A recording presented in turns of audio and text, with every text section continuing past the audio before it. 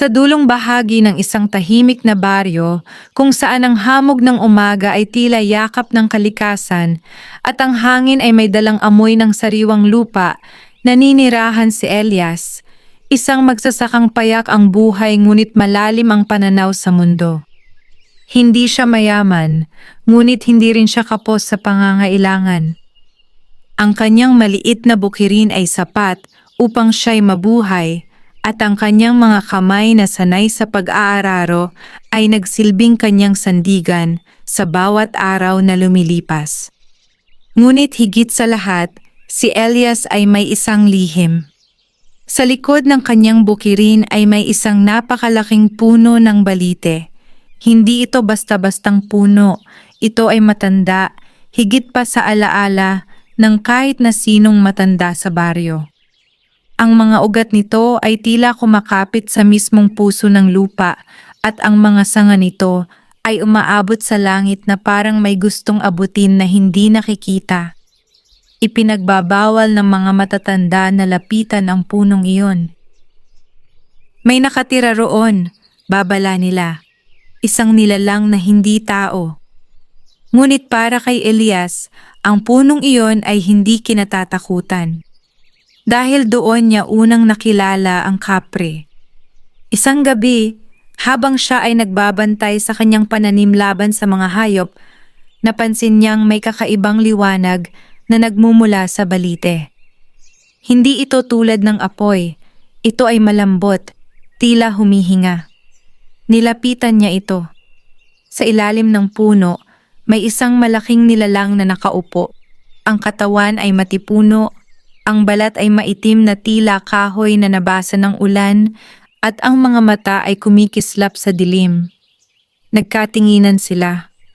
Sa halip na sumigaw o tumakbo, nanatiling kalmado si Elias. Hindi ka ba natatakot? Tanong ng nilalang. Ang boses ay malalim at tila nagmumula sa ilalim ng lupa. Umiling si Elias. Hindi, sagot niya. Wala ka namang ginagawa sa akin. Bahagyang ngumiti ang nilalang. Matalino ka, wika nito. Mula noon, nagsimula ang isang kakaibang ugnayan. Hindi araw-araw nagpapakita ang kapre, ngunit tuwing gabi, kapag tahimik ang paligid at ang buwan ay maliwanag, lumilitaw ito sa ilalim ng balite. Unti-unting nagkaroon ng tiwala sa isa't isa ang dalawa. Si Elias ay nagdadala ng pagkain, mga prutas, kanin, at kung minsan ay tabako. Ang kapre naman ay nagbabantay. Sa tuwing may bagyo, tila may di nakikitang puwersa na pumipigil sa pinsala sa bukirin ni Elias. Kapag may mga hayop na gustong sirain ang kanyang pananim, bigla na lamang silang umaalis na parang may kinatatakutan. At sa paglipas ng panahon, ang bukirin ni Elias ay naging kakaiba. Mas luntian, mas masagana, mas buhay kaysa sa iba. Hindi nagtagal, napansin ito ng mga taga-baryo. Bakit parang hindi naaapektuhan ang lupa ni Elias? Tanong ng ilan. May kakaiba sa kanya, bulong ng iba. At tulad ng lahat ng lihim, nagsimula itong magdulot ng mga tanong. Isang hapon, habang si Elias ay nagbubungkal ng lupa, may lumapit sa kanya. Si Aling Marta, isa sa pinakamatandang babae sa baryo. Elias, mahinahon nitong sabi, may gusto akong itanong. Tumigil si Elias at tumingin sa kanya. Ano po iyon? Sandaling nag-alinlangan si Aling Marta bago nagsalita. May nararamdaman ako sa likod ng bukirin mo, sabi niya. Isang presensya na hindi pangkaraniwan. Hindi sumagot si Elias. Sa halip, bahagya siyang napangiti. Lahat naman po ng bagay sa kalikasan ay may presensya, sagot niya. Ngunit hindi na kontento si Aling Marta. Mag-ingat ka, babala niya. Hindi lahat ng nilalang ay mabuti, kahit na tila ganoon sa simula. Pagkaalis ng matanda, napatingin si Elias sa balite. Tahimik itong nakatayo, ngunit tila may buhay. Kinagabihan, muling lumitaw ang kapre. May problema ka, sabi nito. Umupo si Elias sa tabi ng puno. Napapansin na nila, sagot niya. Hindi ko alam kung hanggang kailan ko ito maitago. Tahimik ang kapre sandali. Hindi mo kailangang itago ang katotohanan, wika nito. Pero hindi nila maiintindihan, sagot ni Elias. Para sa kanila, ikaw ay isang panganib. Bahagyang natahimik ang kapre. At para sa'yo? Tanong nito. Napatingin si Elias sa kanya. Kaibigan, sagot niya. Sa sandaling iyon, tila humina ang hangin at ang paligid ay naging payapa. Ngunit sa di kalayuan, may isang pares ng matang nagmamasid. Tahimik, mapanuri, at puno ng balak. Isang lihim ang unti-unti nang nabubunyag. At kapag ito'y tuluyang lumantad, magbabago ang lahat. Mabilis kumalat ang mga usap-usapan sa baryo, parang apoy na tinatangay ng hangin. Sa bawat tindahan, sa bawat bangko sa tabi ng kalsada, at sa bawat hapunan ng pamilya, iisa ang paksa, si Elias at ang kanyang kakaibang bukirin. Hindi normal iyon, bulong ng isang magsasaka habang umiinom ng kape. Kahit tag-init, luntian pa rin ang kanyang tanim. May nakita akong anino sa likod ng kanyang lupa, dagdag ng isa. Malaki at gumagalaw kahit walang tao. Ang mga bulong ay unti-unting naging haka-haka at ang haka-haka ay naging takot. Ngunit hindi lahat ay natakot. May ilan na nainggit. Isa sa kanila ay si Don Ricardo, ang pinakamalaking may-ari ng lupa sa baryo. Kilala siya sa kanyang kayamanan at kapangyarihan, ngunit mas kilala sa kanyang walang sawang pagnanais na makuha ang anumang hindi niya hawak. Mula sa kanyang mataas na balkonahe, tanaw niya ang bukirin ni Elias. Maliit, ngunit masagana. Isang simpleng magsasaka, bulong niya sa sarili, pero tila mas pinagpala kaysa sa akin. Lumapit ang kanyang katiwala, si Tomas. Pinabantayan ko na po siya, sabi nito. May kakaiba nga sa likod ng kanyang bukirin, isang malaking puno ng balite. Napakunot ang noo ni Don Ricardo. At? May mga nagsasabing may nilalang doon, sagot ni Tomas. Isang kapre. Sandaling natahimik si Don Ricardo. Sa halip na matakot, bahagya siyang ngumiti. Kung totoo yon, wika niya. Kung gayon, may kapangyarihan na hindi pa natin nagagamit. Samantala si Elias ay patuloy sa kanyang gawain, tila walang pakialam sa mga bulong sa paligid. Ngunit sa kanyang kalooban, nararamdaman niya ang unti-unting pagbabago. Ang mga titig ng mga tao ay hindi na tulad ng dati. May pagdududa, may takot, at higit sa lahat, may paghihinala. Kinagabihan, habang siya ay nakaupo sa ilalim ng balite, muling lumitaw ang kapre. Lumalala na, sabi ni Elias. Tahimik na tumango ang kapre. Ang tao ay likas na naghahanap ng paliwanag, wika nito. At kapag hindi nila ito makita, gumagawa sila ng sarili nilang katotohanan. Hindi nila maiintindihan ang ugnayan natin, sagot ni Elias. At hindi nila kailangang maintindihan, tugon ng kapre.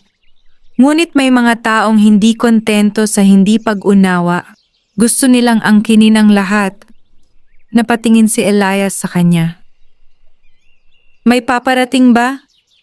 Hindi agad sumagot ang kapre. Ngunit ang hangin ay biglang lumamig. At oo, sagot nito sa huli. Sa di kalayuan, sa gilid ng kagubatan, may dalawang aninong nakatayo. Tahimik silang nagmamasid. Si Tomas at ang isa pang tauhan ni Don Ricardo. Sigurado ka? Bulong ng kasama. Oo, sagot ni Tomas. Naroon siya. Sa liwanag ng buwan, bahagya nilang nasilayan ng anyo ng kapre. Nakaupo sa ilalim ng balite, kausap si Elias. Napalunok ang kasama. Hindi ito normal. Ngunit si Tomas ay hindi umatras. Sa halip, ngumisi siya. Mas lalo nating kailangan iyon, wika niya. Dahan-dahan silang umatras, naglaho sa dilim. At sa sandaling iyon, isang bagong yugto ang nagsimula. Isang laban na hindi lamang tungkol sa lihim, kundi sa pagnanasa ng tao na kontrolin ang hindi niya nauunawaan. Sa ilalim ng balite, tahimik na tumingin ang kapre sa direksyon kung saan naglaho ang mga anino. Handa ka na ba? Tanong nito. Napahigpit ang kamao ni Elias. Kung kinakailangan, sagot niya. Dahil alam niya, ang katahimikan ng kanyang buhay ay malapit ng matapos. Hindi naging payapa ang gabing iyon. Matapos maglaho sina Tomas sa dilim, nanatiling tahimik ang paligid, ngunit dama ni Elias ang pagbabago. Ang dati magaan na hangin sa ilalim ng balite ay tila naging mabigat, parang may nagbabantang unos na paparating. Hindi na sila titigil, wika ng kapre. Nakatingin sa direksyong pinuntahan ng mga tauhan ni Don Ricardo. Tahimik si Elias. Alam niyang totoo iyon. Anong gagawin natin? Tanong niya. Maghanda, sagot ng kapre. Ang mga taong pinamumunuan ng kasakiman ay hindi nakikinig sa babala. Kinabukasan, tila normal ang lahat sa baryo. Ang mga magsasaka ay nasa bukirin, ang mga bata ay naglalaro, at ang mga tindahan ay bukas tulad ng dati. Ngunit sa likod ng katahimikan, may kumikilos. Sa bahay ni Don Ricardo, nakaupo siya habang nakikinig sa ulat ni Tomas. Sigurado ka sa nakita mo? Tanong niya, malamig ang tinig. Opo, sagot ni Tomas. Hindi ito haka-haka. Totoo ang kapre at mukhang sumusunod ito kay Elias. Napangiti si Don Ricardo. Kung ganoon, sabi niya, hindi si Elias ang tunay na mahalaga, kundi ang nilalang na iyon. Ano po ang balak ninyo? Tanong ni Tomas. Tumayo si Don Ricardo at lumapit sa bintana, nakatanaw sa malayo. Hulihin, sagot niya. At alamin kung paano gamitin ang kapangyarihan nito. Samantala, sa bukirin, sinubukan ni Elias na mag-focus sa kanyang gawain. Ngunit hindi siya mapakali. Ang bawat kaluskos ng dahon ay tila may ibig sabihin, at ang bawat titig ng tao ay tila may tanong. Habang siya'y nagdidilig ng pananim, may lumapit sa kanya, isang batang lalaki. Kuya Elias, sabi nito, totoo po ba na may higante sa likod ng bahay ninyo? Napahinto si Elias. Saan mo narinig iyon? Tanong niya. Sa tatay ko po, sagot ng bata. Sabi niya, delikado raw kayo. Bahagyang napangiti si Elias, ngunit may lungkot sa kanyang mga mata. Hindi lahat ng hindi mo kilala ay delikado, sabi niya.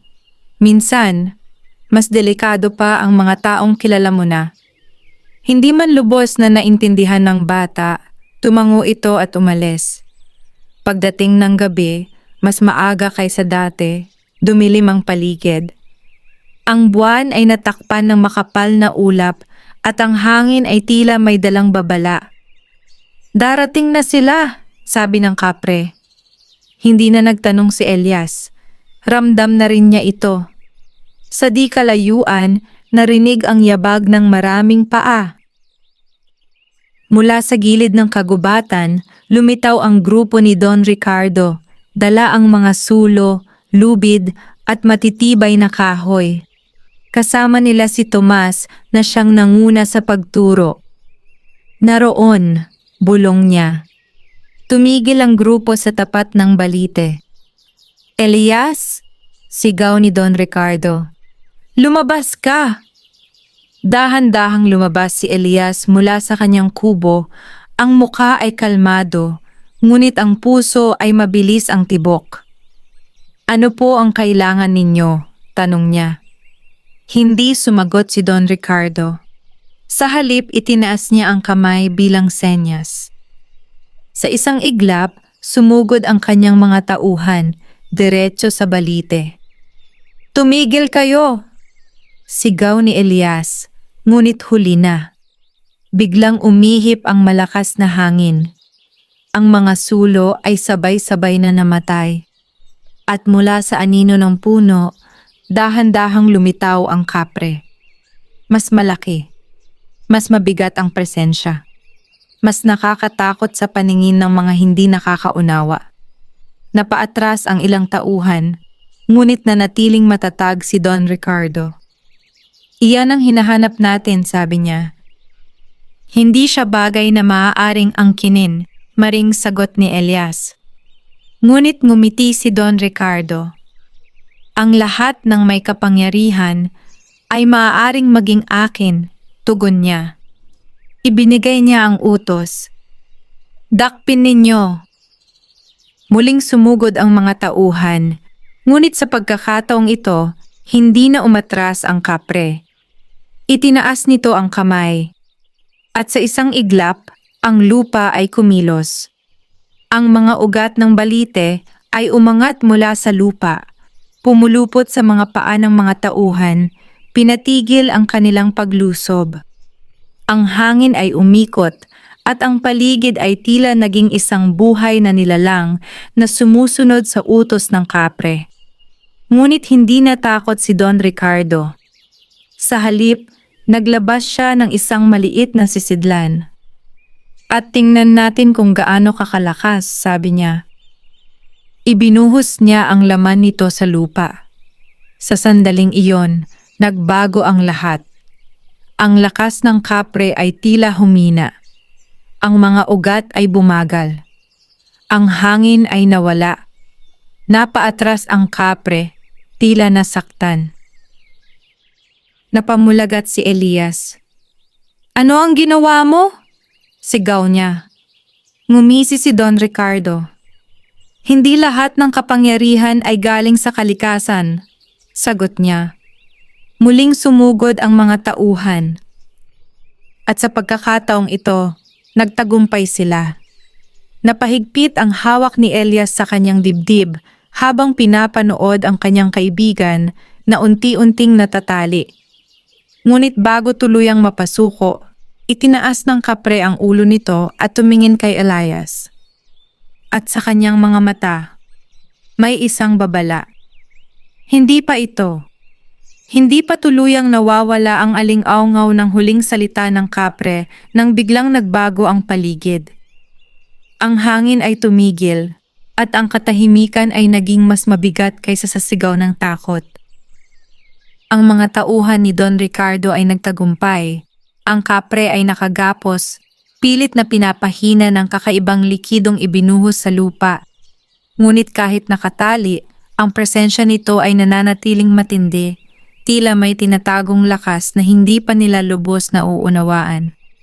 Dalhin ninyo siya, utos ni Don Ricardo.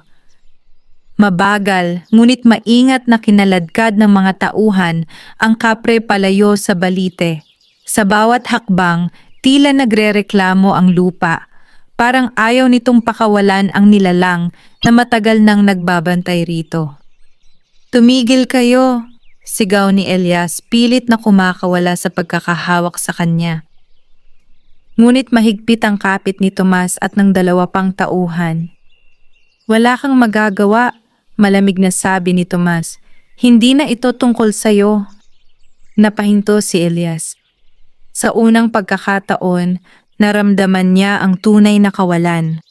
Ang bigat ng pagiging walang magawa habang ang kanyang kaibigan ay kinukuha sa kanya.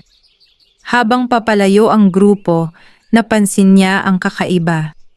Ang mga dahon ng balite ay hindi na gumagalaw. Ang hangin ay hindi na humihip. At ang lupa ay tila unti-unting nawawala ng buhay. Kinabukasan, nagising ang baryo sa isang hindi pamilyar na pakiramdam. Ang lupa ay tuyo. Ang mga pananim ay bahagyang nalanta. Ang mga ibon ay hindi umaawit. Parang may mali, bulong ng mga tao. Ngunit hindi nila alam kung ano. Samantala, sa lupain ni Don Ricardo, ikinulong ang kapre sa loob ng isang lumang kamalig. Napapalibutan ng bakal at pinahira ng kakaibang sangkap ang paligid upang pigilan ang kanyang lakas.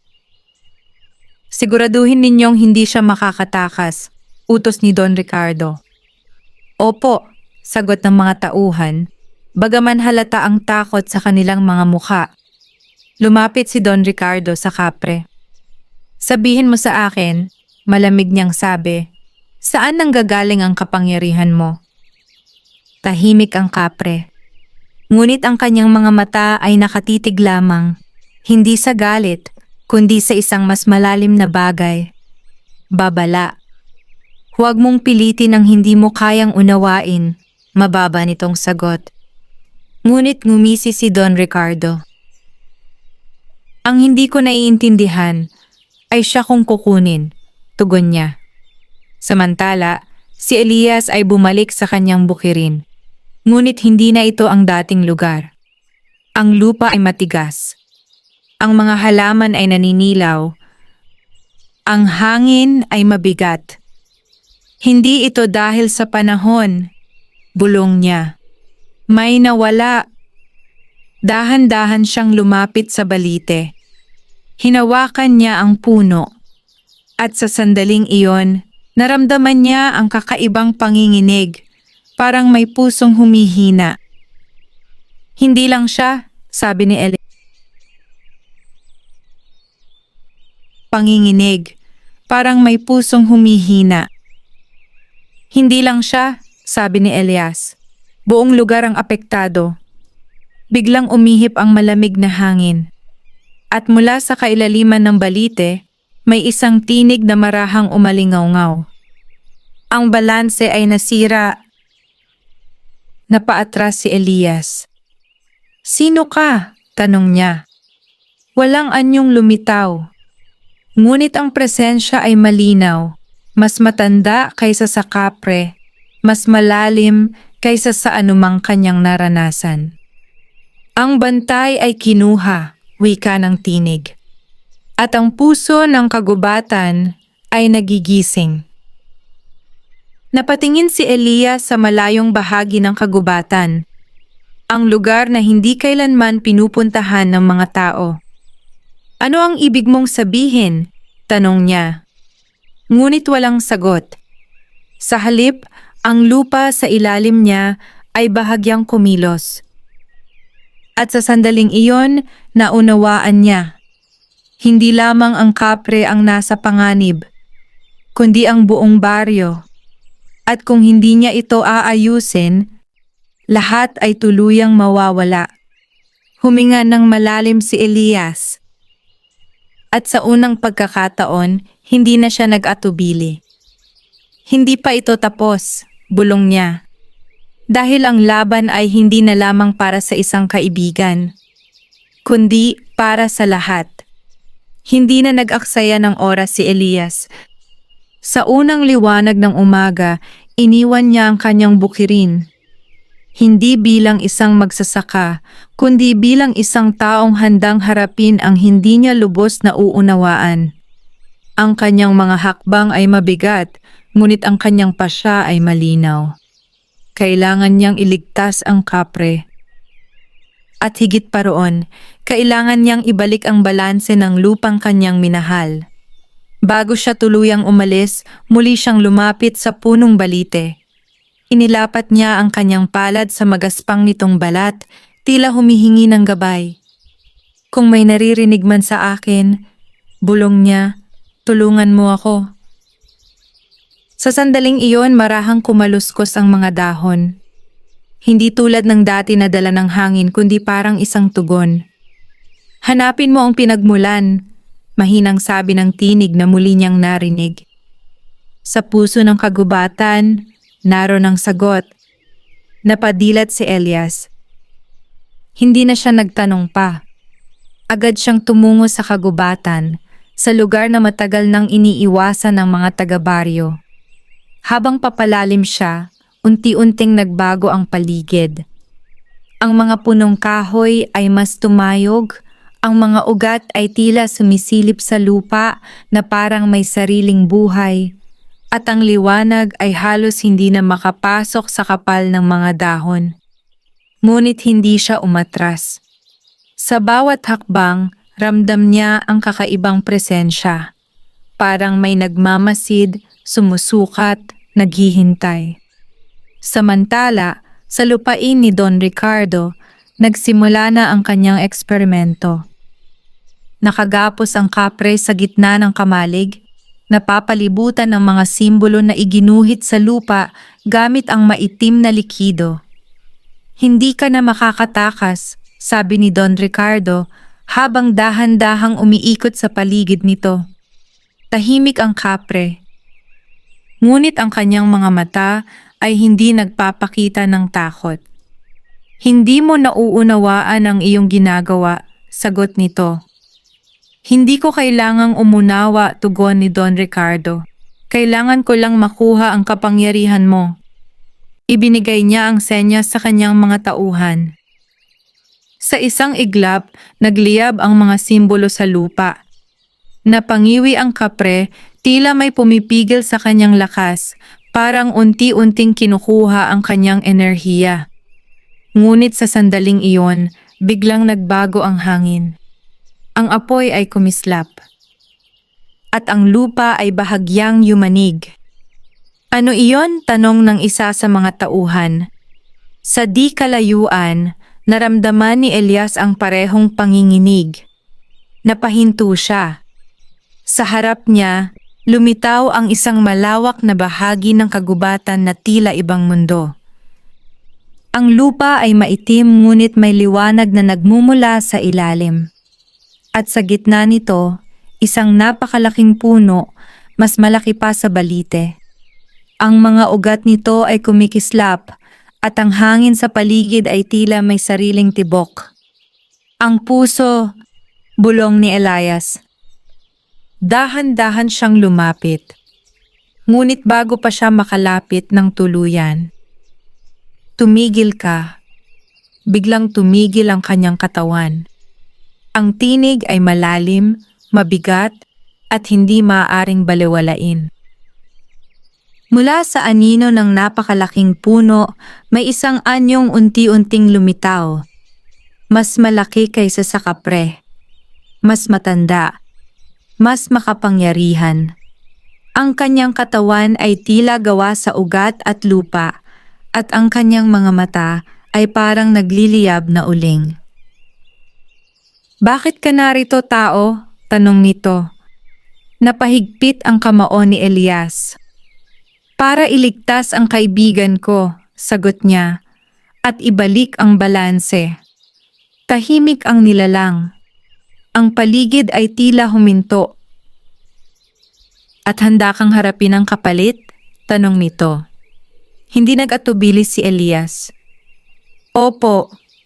Sa sandaling iyon, tila may nagbago. Sa malayo, sa loob ng kamalig ni Don Ricardo, biglang lumakas ang panginginig ng lupa. Ang mga simbolo ay nagliwanag ng mas matindi. At ang kapre ay unti-unting nagbukas ng mga mata nito na ngayon ay mas maliwanag kaysa dati. Ang koneksyon ay muling nabubuo. At ang laban ay papalapit na sa sukdulan. Nagpatuloy ang pagyanig ng lupa, banayad sa simula, ngunit may dalang lakas na tila nagmumula sa kailaliman ng kagubatan. Sa harap ng napakalaking puno, nanatiling nakatayo si Elias, ang kanyang dibdib ay mabilis ang paghinga ngunit hindi siya umatras. Ang bantay ay nakatingin lamang sa kanya, walang emosyon, ngunit ramdam ang bigat ng kanyang presensya. Ang ugnayan mo sa kapre, wika nito, ay hindi pangkaraniwan. Oo, sagot ni Elias. Hindi ko siya ginamit, hindi ko siya inangkin, tinanggap ko siya bilang kaibigan. Sandaling natahimik ang bantay. Ang salitang kaibigan, sabi nito, ay madalang gamitin ng inyong lahi sa mga tulad namin. Marahil, tugon ni Elias, dahil mas madalas kaming matakot kaysa umunawa. Bahagyang gumalaw ang mga ugat sa paligid, parang may tinatanggap ang kagubatan sa kanyang mga salita. Ngunit hindi pa tapos ang pagsubok. Kung gayon, wika ng bantay, patunayan mo. Biglang lumiwanag ang lupa sa ilalim ni Elias. Mula sa kanyang kinatatayuan, may isang ugat na dahan-dahang umangat at pumulupot sa kanyang braso. Hindi masakit, ngunit mariin. Ano ito? Tanong niya. Ang lupa ay humihingi ng patunay, sagot ng bantay. Kung ang iyong layunin ay dalisay, ang iyong dugo ay tatanggapin. Napahigpit ang panga ni Elias. Ngunit hindi siya umatras. Kung ito ang kailangan, handa siya. Dahan-dahan niyang inilapit ang kanyang kamay sa matulis na bahagi ng ugat. Walang pag-aalinlangan, hinayaan niyang magasgasan ang kanyang balat. Isang patak ng dugo ang bumagsak sa lupa. At sa sandaling iyon, nagbago ang lahat. Ang liwanag ay kumalat mula sa kanyang paanan, umabot sa mga ugat, sa puno at sa buong paligid. Ang hangin ay naging mainit at ang tibok ng kagubatan ay tila sumabay sa tibok ng kanyang puso. Sa malayo, sa loob ng kamalig ni Don Ricardo, biglang napaatras ang mga tauhan. Don, may nangyayari! Sigaw ng isa. Ang mga simbolo sa lupa ay nagsimulang mabura. Ang maitim na likido ay tila tinataboy ng isang mas malakas na puwersa. At ang kapre ay muling gumalaw. Ang kanyang mga mata ay nagningning, hindi na mahina, kundi puno ng lakas. Hindi, bulong ni Don Ricardo. Sa unang pagkakataon ay may bahid ng takot ang kanyang tinig. Samantala, sa puso ng kagubatan, umatras ang ugat mula sa braso ni Elias. Ang sugat ay kusang nagsara at ang pagod sa kanyang katawan ay napalitan ng kakaibang lakas. Tinatanggap ka ng lupa, wika ng bantay. Huminga ng malalim si Elias. Ano ang susunod? Tanong niya. Dahan-dahang tumingin ang bantay sa direksyon ng baryo. Ang balanse ay maaaring ibalik, sagot nito. Ngunit ang pinagmulan ng kaguluhan ay dapat wakasan. Napatingin si Elias sa parehong direksyon. Si Don Ricardo. Kung hindi siya titigil, sabi ni Elias, lalala pa ito. Tumango ang bantay. Hindi sapat ang lakas, wika nito. Kailangan ng pasya. Sa sandaling iyon, naramdaman ni Elias ang isang kakaibang koneksyon. Parang ang lupa mismo ay nagbibigay sa kanya ng lakas, ngunit may kasamang responsibilidad. Handa na ako, sabi niya. Sa malayo, biglang bumigay ang isa sa mga poste ng kamalig. Sumiklab ang apoy. At mula sa loob nito, isang malakas na sigaw ang umalingaw-ngaw. Ang kapre ay nakalaya. Ngunit ang kanyang presensya ngayon ay iba na. Mas malakas, mas mabigat, at may dalang galit. Napatingin si Elias sa kagubatan. Hindi siya dapat magalit, bulong niya.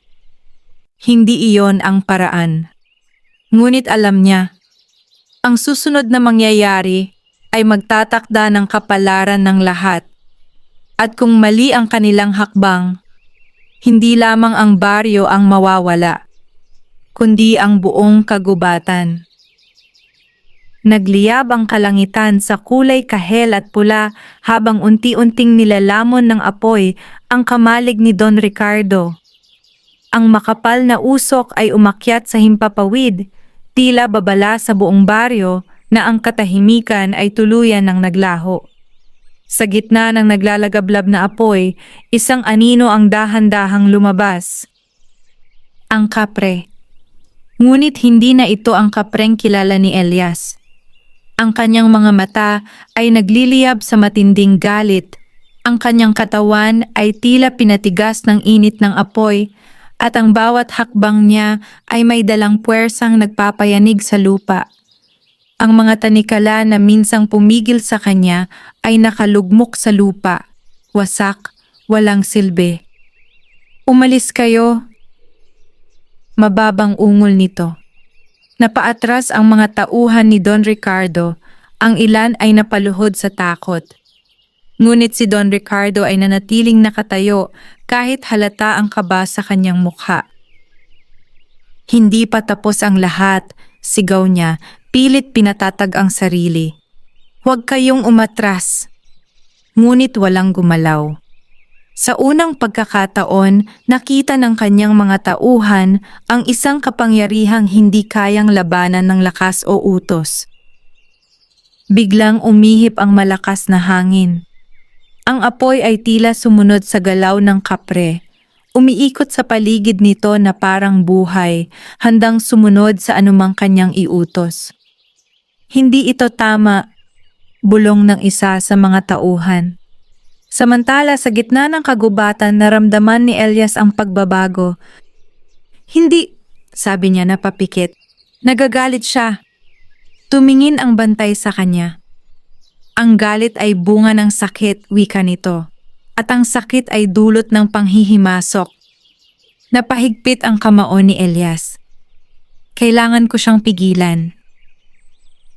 Kung hindi mo gagawin, sagot ng bantay. Siya mismo ang sisira sa balanse na nais mong ibalik.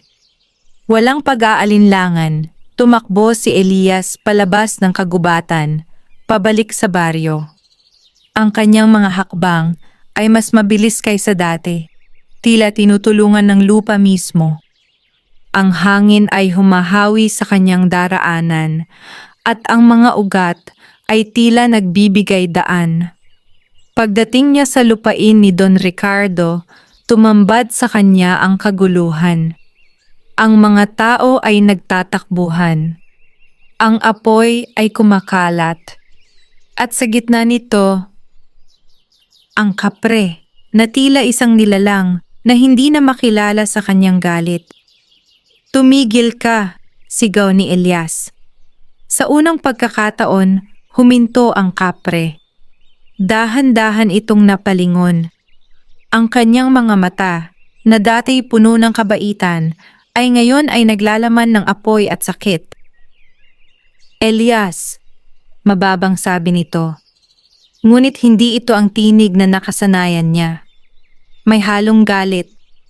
May halong paghihirap.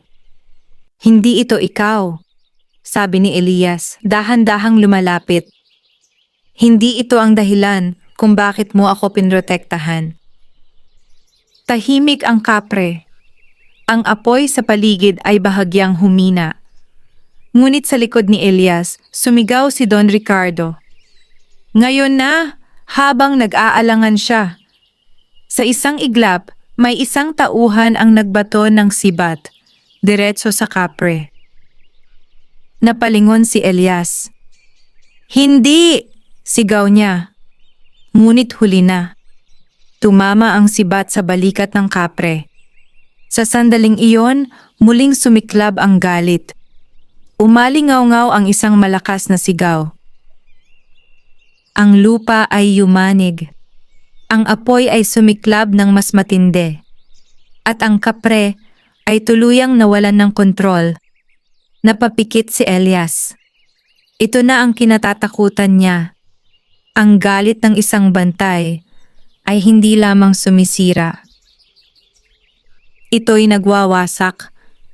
At kung hindi niya ito mapipigilan, wala nang matitira. Umalingaw-ngaw ang sigaw ng kapre sa buong baryo. Isang dagundong na tila nagmumula sa kailaliman ng lupa at sumasaklaw sa langit.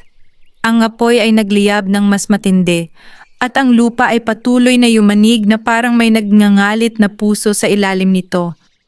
Nagkagulo ang mga tao. Ang ilan ay nagtatakbuhan palayo, ang iba na may napaluhod sa takot. Ang hangin ay naging mainit, halos hindi na malanghap. Ngunit si Elias ay nanatiling nakatayo. Sa kabila ng panganib, hindi siya umatras. Hindi ito ang solusyon. Sigaw niya, pilit inaabot ang kapre. Ngunit ang kapre ay tila hindi na nakikinig. Ang kanyang mga mata ay puno ng apoy, hindi lamang literal, kundi emosyonal. Galit, sakit, at pagtataksil ang sumiklab sa kanyang pagkatao. Niloko nila ako, ungol nito. Pinilit, ginapos. Alam ko, sagot ni Elias, mas lumapit pa. At mali iyon, pero hindi sila ang dapat mong gantihan. Biglang umikot ang apoy sa paligid ng kapre, tila isang bagyong apoy na handang sumabog anumang sandali. Hindi mo naiintindihan, sigaw nito. Sa isang iglap, itinaas nito ang kamay, at ang lupa sa paligid ay nagbitak. Napaatras si Don Ricardo, sa wakas ay nawalan ng kumpiyansa. Pigilan ninyo siya, sigaw niya, ngunit walang sumunod. Ang kanyang mga tauhan ay tuluyan ng umatras. Sa unang pagkakataon, siya ay nag-iisa. Samantala, si Elias ay patuloy na lumalapit. Sa bawat hakbang nararamdaman niya ang init, ang puwersa, at ang panganib, ngunit hindi siya tumigil. Kung sasaktan mo ang lahat, sabi niya, hindi ka na naiiba sa kanila. Biglang tumigil ang kapre. Ang kanyang kamay ay nanatiling nakataas, ngunit hindi na ito gumalaw. Hindi ako tulad nila, mababang sabi nito. Kung ganoon, sagot ni Elias, patunayan mo. Tahimik ang paligid. Ang apoy ay tila nag-aalangan. Ang hangin ay huminto. At sa sandaling iyon, nagtagpo ang kanilang mga mata. Isang magsasaka at isang nilalang na minsang naging kaibigan. Hindi kita kinatatakutan, sabi ni Elias. Kahit ngayon. Bahagyang nanginig ang kapre. Ang apoy sa kanyang paligid ay unti-unting humina. Ngunit bago pa tuluyang mawala ang tensyon, biglang sumigaw si Don Ricardo. Kung hindi ka makokontrol, wala kang silbi. At sa isang desperadong hakbang, kinuha niya ang natitirang sisidlan ng maitim na likido at ibinuhos ito sa lupa, direkta sa pagitan ni na Elias at ng kapre. Sa sandaling iyon nagbago ang lahat. Ang lupa ay biglang umitim. Ang hangin ay naging malamig. At ang apoy ay biglang namatay. Napaatras si Elias. Ano? Ito, bulong niya. Ngunit hindi na ito ang simpleng pagtatangka na pigilan ng kapre. Ito ay mas malala. Mula sa lupa, may isang presensyang unti-unting umaangat, hindi kagaya ng kapre, hindi kagaya ng bantay ng kagubatan. Ito ay mas madilim, mas malamig, mas mapanira. Ginising mo. Bulong ng kapre, ngayon ay may halong takot. Napatingin si Elias sa lupa. Ang mga bitak ay lumalawak at mula rito ay may usok na lumalabas, itim at mabigat. Hindi mo alam ang ginawa mo, sabi ni Elias kay Don Ricardo. Ngunit huli na. Ang kapangyarihang pinilit niyang kontrolin ay tuluyan ng kumawala. At ngayon, Hindi na lamang galit ang kailangang pigilan, kundi isang puwersang kayang lunukin ang lahat. Huminga ng malalim si Elias. Sa kanyang harapan, ang kapre, sugatan ngunit lumalaban. Sa kanyang likuran, ang baryo, walang kalaban-laban. At sa pagitan nila, isang dilim na handang sirain ang lahat. Ito na ang huling sandali. Ang huling pasya.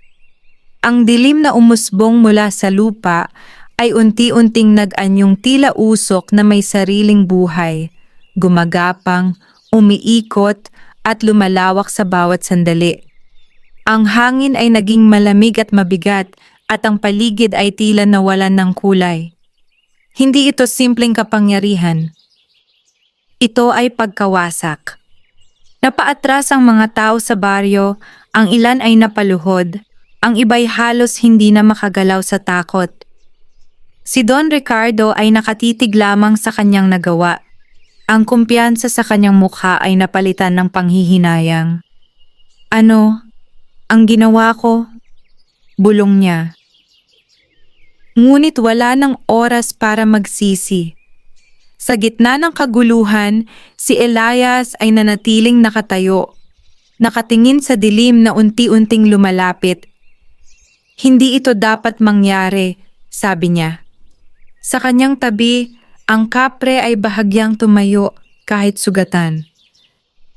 Ang kapangyarihang iyan ay hindi bahagi ng kagubatan, wika nito. Ito ay nilikha ng kasakiman. Napatingin si Elias sa kanya.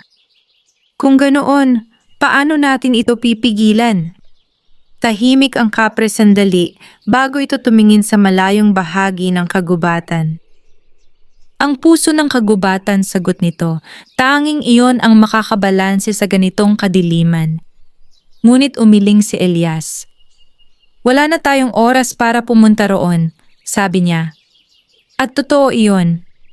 Ang dilim ay mabilis na lumalawak, nilalamon ang lupa, ang halaman, at ang liwanag. Kung maghihintay pa sila, mawawala ang lahat. Huminga ng malalim ang kapre. Kung ganoon, wika nito, kailangan nating dalhin ang puso rito. Napakunot ang noo ni Elias. Paano? Hindi sumagot ang kapre. Sa halip, inilagay nito ang kanyang kamay sa lupa. Sa isang iglap, nagbago ang paligid. Ang lupa ay muling kumilos. Ang mga ugat, mula sa balite hanggang sa kailaliman ng kagubatan, ay biglang nagliwanag, tila may dalang enerhiya na nagmumula sa isang sentro. Elias, mababang sabi ng kapre, kailangan ko ang tulong mo. Sabihin mo lang, sagot ni Elias. Tulad ng ginawa mo kanina, wika nito, ibigay mo ang iyong dugo sa lupa, ngunit ngayon hindi bilang patunay, kundi bilang alay. Napahigpit ang kamao ni Elias. Alam niya ang ibig sabihin nito, ngunit wala siyang pag-aalinlangan. Dahan-dahan niyang hinaplos ang matulis na bahagi ng isang ugat, hinayaan muling dumaloy ang kanyang dugo. Ang patak ay bumagsak sa lupa. At sa sandaling iyon, nagliyab ang liwanag. Ang mga ugat ay kumislap at ang enerhiya mula sa puso ng kagubatan ay tila dumaloy papunta sa kanilang kinaroroonan. Ang dilim ay napaatras, ngunit hindi ito tuluyang nawala. Kulang pa, sabi ng kapre. Napatingin si Elias. Hindi sapat ang dugo ko? Umiling ang kapre. Dalawang mundo ang nagbanggaan dito, ang tao at ang nilalang, wika nito. Kailangan ang kapalit mula sa amin. Bago pa makapagsalita si Elias, lumakad ang kapre papalapit sa gitna ng dilim. Huwag, sigaw ni Elias. Ngunit hindi ito tumigil. Matagal na akong bahagi ng lupang ito, sabi ng kapre.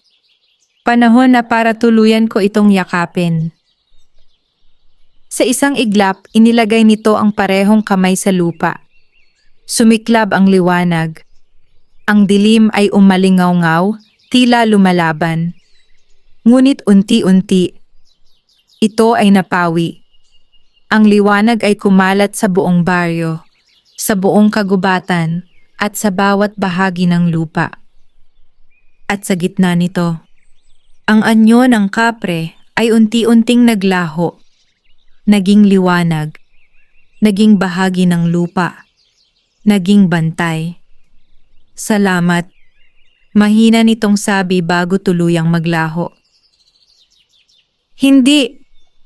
Sigaw ni Elias, napaluhod. Ngunit huli na. Tumahimik ang lahat. Ang hangin ay muling naging banayad. Ang lupa ay muling naging buhay. Ang dilim ay tuluyang nawala. Lumipas ang mga araw. Unti-unting bumalik sa dati ang baryo. Ang mga pananim ay muling sumigla. Ang mga tao ay muling ngumiti. At ang takot ay napalitan ng pag-asa. Ngunit may isang bagay na hindi na bumalik.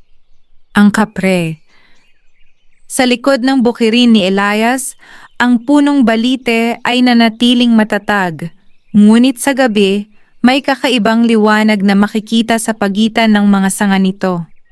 Hindi na anino, kundi isang presensya. Isang paalala. Isang bantay.